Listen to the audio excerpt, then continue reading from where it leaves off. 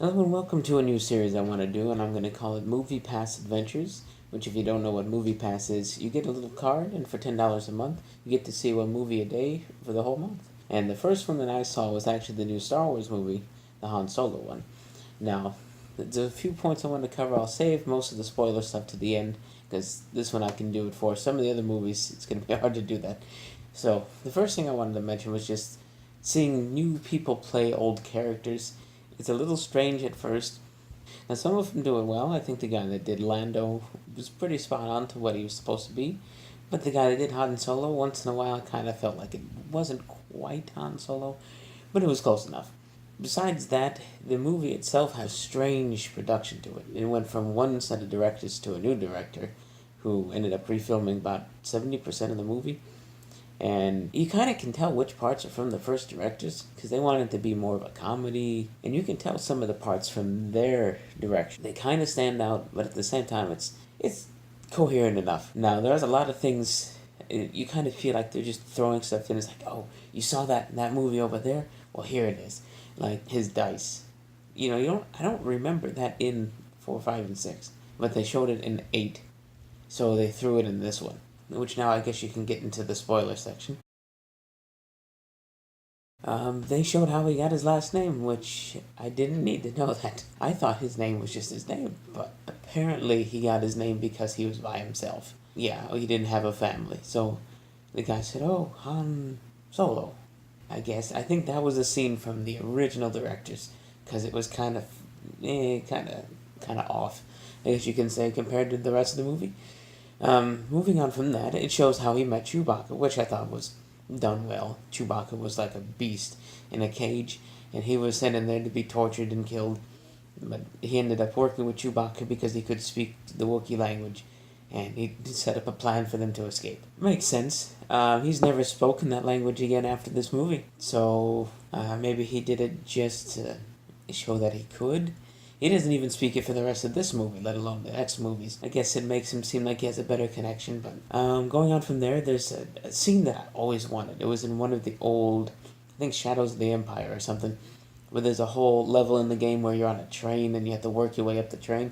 That's a scene in this movie, going up a train, which I don't know if it was referencing Shadows of the Empire or any of those games. I don't remember if it was Shadows or if it was Dark Forces. Either way, in my mind, it was definitely referencing that. I'm glad I finally saw it. It was something I've always wanted in a Star Wars movie, and they did it. Now for the stuff at the ending, the whole plot about the Kessel Run going to steal some of the blue, I don't even remember what they called it, coaxium or something like that, coaxium. It made sense. It was him smuggling things out. It showed how he made the Kessel Run in 12 parsecs, because for the longest time it didn't make sense because parsecs is distance, not time.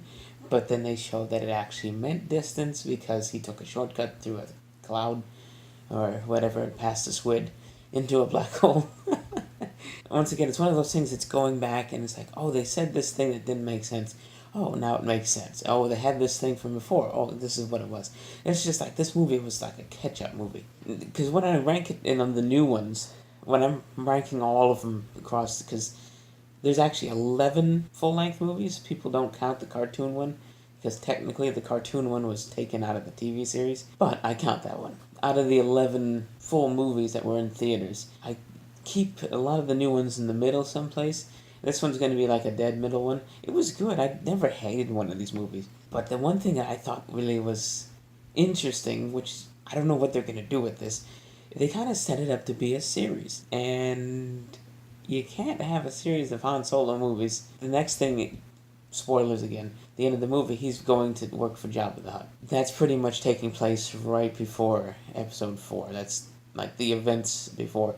But they're showing the other main character, Kira, which I have a theory about her too, is working for Darth Maul. Now, I'm thinking that Kira could possibly be our link to the new movies. Again, because like I said, this is a catch-up movie, explaining things from the future, putting it now. I think she could be Rey's mother from 7 and 8. And I say that because Kira magically has somewhat force abilities. Not really, but she's very like acrobatically trained and, hand-to-hand combat.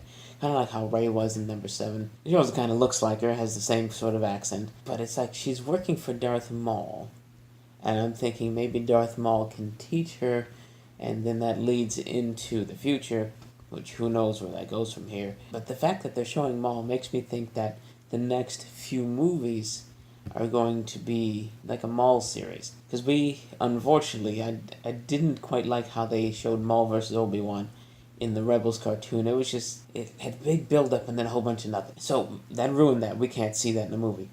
But they can show Maul in the Boba Fett movie. They can have Maul in the Kenobi movie where he sends Kira after him. Maybe. Because Maul and him can't fight each other, but Kira can. I don't know. I really don't know where they're going to take this. I think it's going to make more sense once they show some more movies.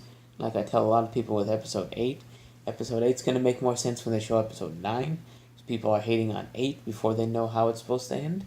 We'll have to just see where it goes from here.